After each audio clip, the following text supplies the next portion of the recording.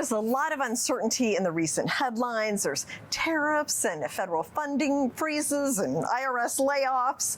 So a lot of potential changes coming to the tax law. And with me is Andy Phillips, the Vice President of the Tax Institute, H&R Block, to talk about all of this as we get closer to the April 15th deadline. So let's talk about the last minute. Here we are just a few weeks away. Right.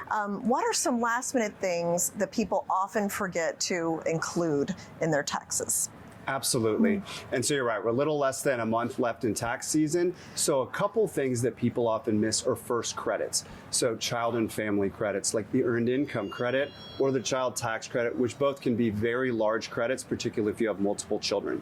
A couple other mistakes we often see are people either wait to the last minute and they're rushed and they make mistakes, or they wait to the last minute and don't make a plan because they maybe wait to the last minute thinking, oh, I'm expecting to owe taxes, so I'm gonna put it off. Here's the beauty. If you file today, you still don't have to pay until April 15th. Okay. So you have almost a month to make a plan. Yeah, okay. Well, and it's important to prepare and to kind of know everything, because if you wait till the last minute, it's so easy to forget things. Right. So now, small businesses, what should they know before filing? Sure. Like any filer, small businesses need to make a plan. And so first, at blockadvisors.com, we have a small business checklist to help you make sure you're gathering all the right documents for your tax professional, or if you're doing it on your own. But what you need to know first, you need to know what type of business you have. For instance, partnerships and S corporations, those returns were due yesterday. Whereas if you're like a pass-through, just kind of a side hustle, those aren't due till April 15th. Okay. You need to say, okay, what type of expenses did I have this year? And do I have records to substantiate all those? So that's really important as well. But like anything, it's make a plan as early as possible so you're not rushing at the end. Right. And like what I do is I keep a little folder by my desk, and I'm like, I put a receipt in there, put it, and write a little note on it. And it's, a lot of record keeping throughout the year, but it does pay off, when it comes to tax season. So what about retirees? So they've got, retirement distributions. There's, inflation. I mean, what kind of specialized advice do you have for retirees? Let's look at it from two angles. First, let's talk about people who are still working and still can save for retirement. Okay. So first, contribute as much as you're eligible to contribute.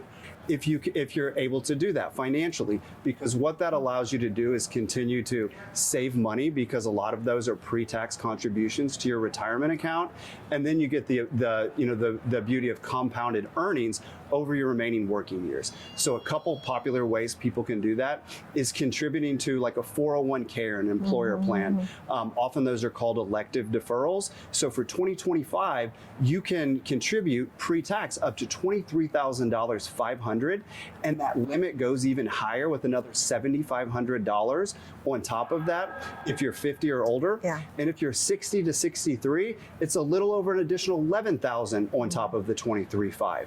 So that's, another common one for retirement plans is IRAs. For 2025, you can contribute up to $7,000. If you're 50 or over, you get another $1,000 catch-up contribution. Yeah. So that's why people are still, while people are still working and trying to save money. And then to your point about, okay, but now I'm taking distributions, or I'm thinking about what do I need to know? And I'll hit a quick one. Generally, you need to wait till you're at least 59 and a half to start taking distributions, or the taxable amount of that distribution is going to have an additional 10% penalty or 10% tax. There are exceptions to that, like maybe at death or disability of the account holder, but generally there's an additional tax on those if you take early distributions. Yeah, okay. And then why would somebody want to file even if they're not required to? Absolutely. Well, as you can imagine, the biggest reason is because you're due a refund.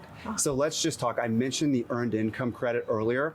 According to the IRS, only about 80% of eligible filers claim that every year.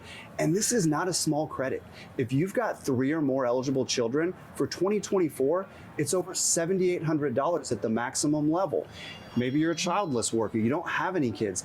The maximum credit is still over $630. So that's just one example. These credits do have different requirements on income and different things, but you don't know if you don't look into it and make sure you wouldn't benefit by getting money back if you filed. A couple other reasons why is if you want to have documented proof of income for a loan or maybe for a FAFSA application, as well, you want to file a tax return for that. Okay. And if you file a tax return with the IRS electronically, it locks your account with the IRS for that year.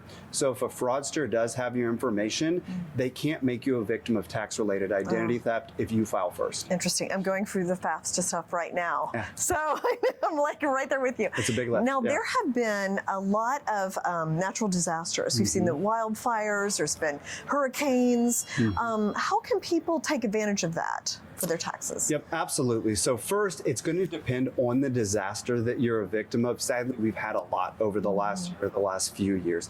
In a lot of those disaster zones, you may have an extended due date. For instance, if you were impacted by Helene or Milton, if you're in one of the several states that were impacted, you probably have until May 1st to file. Okay. If you were in a zone impacted by the LA County wildfires, you may actually have even longer to file. But another thing to think about is if you had casualty losses from a natural disaster, meaning you had some sort of financial loss that wasn't reimbursed by insurance, there was a new law that was passed that allows you a special way to deduct that casualty loss. Typically, you'd have to itemize your deductions and have to only get to deduct the amount that's more than 10% of what we call adjusted gross income. Under this special rule, you can actually claim it in addition to your standard deduction, and the 10% limit doesn't apply. You just only get to deduct the amount above $500. Okay. And now that's only for disasters that started December 12th, 2024 or earlier, because that's when the law was signed by President Biden when he was still in office. But you definitely want to see, okay, what is my deadline and what benefits might I be eligible for? And then just finally, are you keeping your eye on any pending legislation that may make changes in 2025 for this tax year? Absolutely, we are, as you can imagine. And so a lot of the individual provisions from the Tax Cuts and Jobs Act are what people call the TCJA commonly expire at the end of 2025.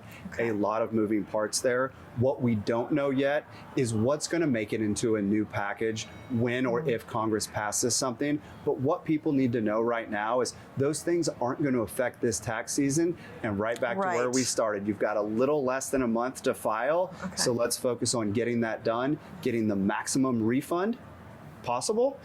Like at H&R Block, we've got over 60,000 tax pros. We've been in business for over 70 years, and that's why we guarantee the maximum refund. But make sure that you're focusing on the task at hand, and then we'll look forward to next year. Okay, Andy, thank you so much. Thank you for having me. Great tips.